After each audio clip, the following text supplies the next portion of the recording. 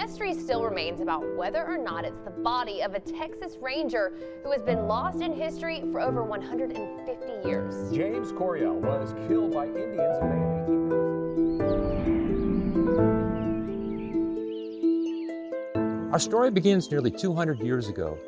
It takes place in a forgotten part of early Texas history, and it winds its way to the present. Finding this particular location was an accidental find. All right, we'll start with this right now. They were a pile of rocks, and we said, oh my, we think we have something here. I'm gonna look at this. I'm seeing some positive signs. Archaeology, technology, and the memories of a formerly enslaved man guided our journey into the past. A combination of legend, science, and discovery helped solve a mystery that had been dormant for decades. Where was the lost grave of Texas Ranger James Coryell?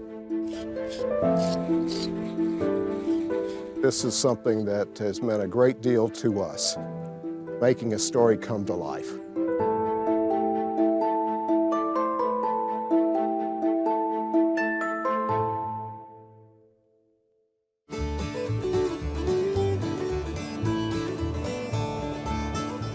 Back in the 1830s, the late 1830s, I'd say, we were living a good life on the edge of the Texas frontier. It was a quiet place, just up from the falls of the Brazos River. A settlement we called Saraville de Viesca. Texas Republic was a newborn at the time, and there was talk of this place being named the capital. Saraville was founded by Sterling Robertson, who was the leader of the colony beginning back in 1834. It was a rough outpost, built as a jumping-off place into the wild country. It was also where Fort Milam was built to protect the pioneers.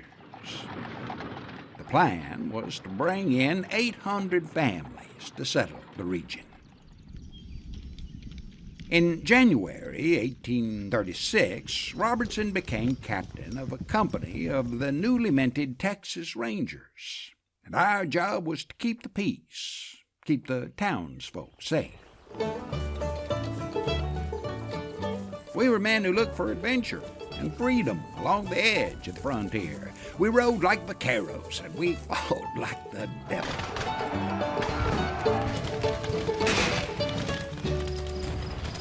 During the Texas Revolution, we were scouts and couriers. We even escorted the settlers running away from Santa Anna's Mexican armies after the fall of the Alamo in March of '36.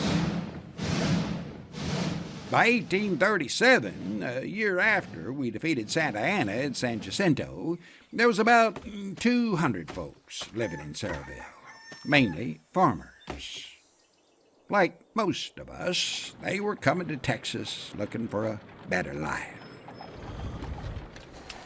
Good boy.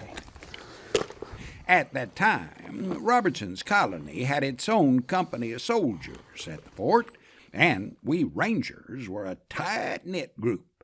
My friend James Coryell was one of them. Anyhow, I doubt you've heard the story of James Coryell. Like I said, he was a friend of mine. And we spent many a fine day riding out together, fighting a good fight. So, I'm going to tell you the story. It ain't pretty. And it still makes my blood boil to think about it. But hopefully somebody will write it all down now. And maybe one day, James will get his deserved spot in some of them history books.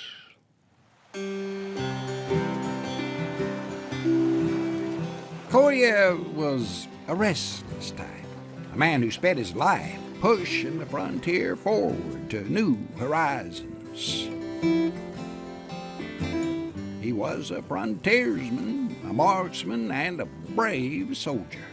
We all liked and admired him, and he would prove his courage one last time on May 27th, 1837.